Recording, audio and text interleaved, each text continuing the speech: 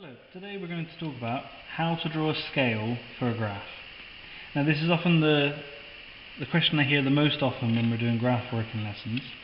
So we're going to run through this step by step for drawing the scale on two axes of a graph, and hopefully this will help you next time you come to do this. So the first thing you want to know is to check what the range is on both axes of your graph. So to find the range, it's quite easy. The range for a particular set of data is the biggest number minus the smallest number.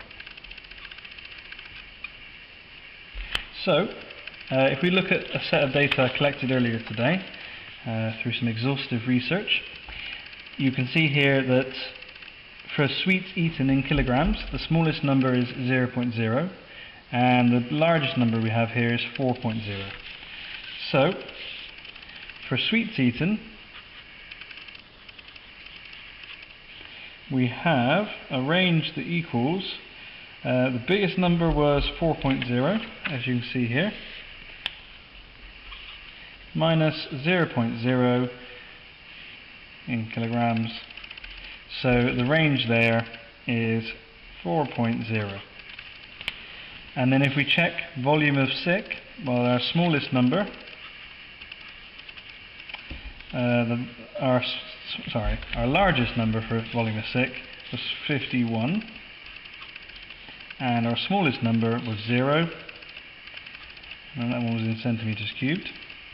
So the difference there is 51. So, out of the two variables we have there, the one with the largest range is definitely volume of sick.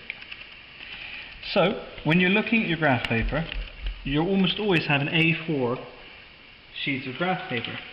And on an A4 sheet of graph paper, you will almost definitely have one side that's longer and one side that's shorter. So the question you have is, which side should you draw your graph? Landscape, like that, or should you draw your graph portrait like this? Now, out of those two sets of data you've got there, one of them has to go across the bottom, across the x-axis like this, and that's going to be the one that is affecting the other. Now here, the volume of sick a child might produce is not going to change how many sweets they've already eaten. But the amount of sweets they eat in one go, I'm thinking Halloween here, that could easily affect how much sick they produce. You can imagine a child that eats 3 kilograms of sweets is very likely to be sick and perhaps might produce more sick. So the sweets eaten in this one is the independent variable. So this one up here is the independent variable. It's the bossy one. The volume of sick is the dependent variable. It gets bossed around by the independent variable. Now the independent variable always goes along the bottom.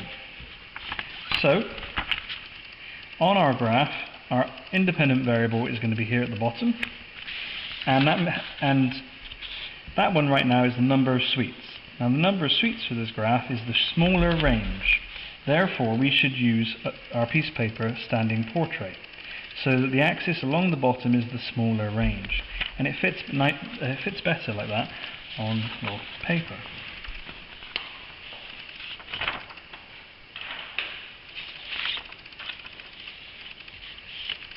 So,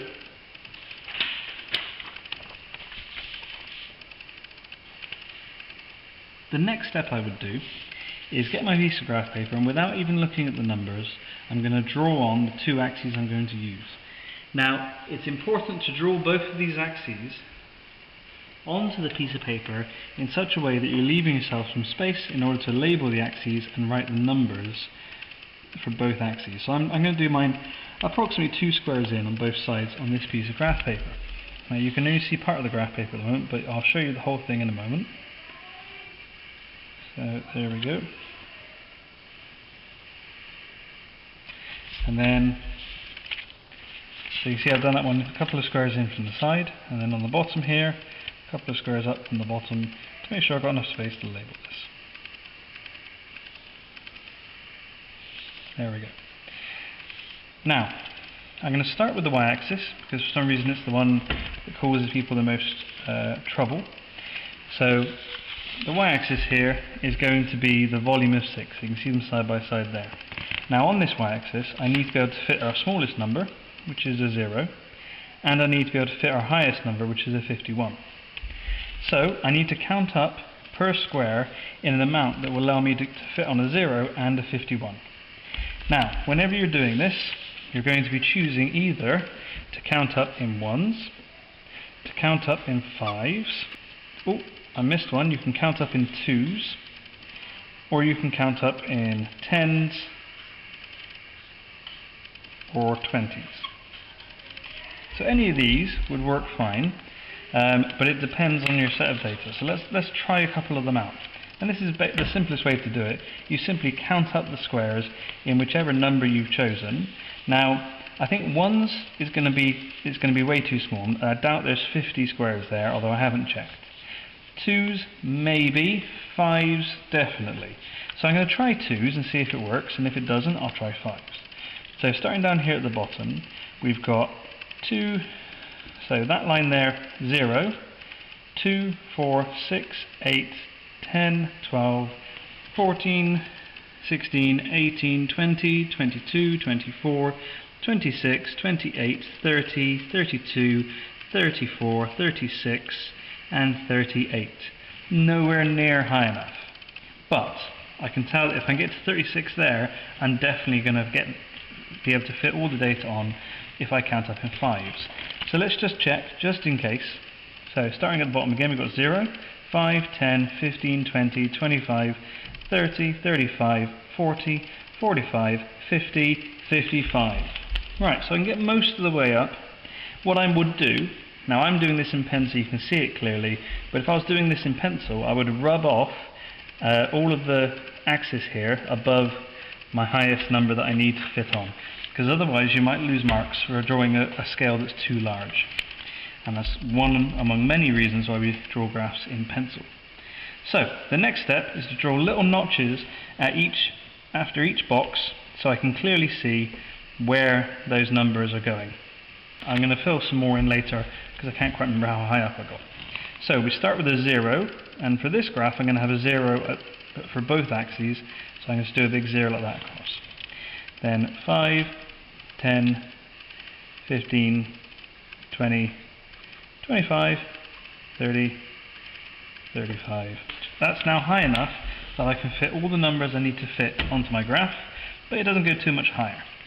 Now this bit up here, as I said, I would rub this out using an eraser because it's not needed.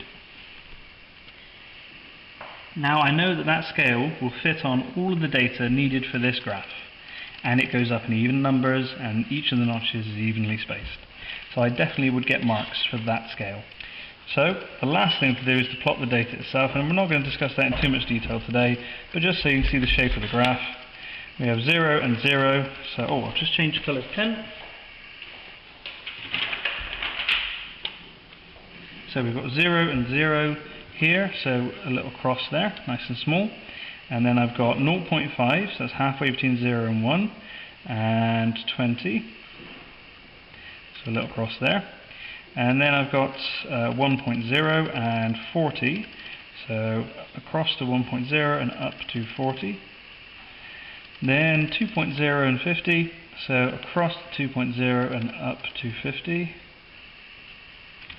And 3.0 and 51, so across to 3.0 and up to, now I don't have a notch for 51, but I can tell that between this line here, which is 50, and this line here that's 55, I need to go 1/5 of the way up.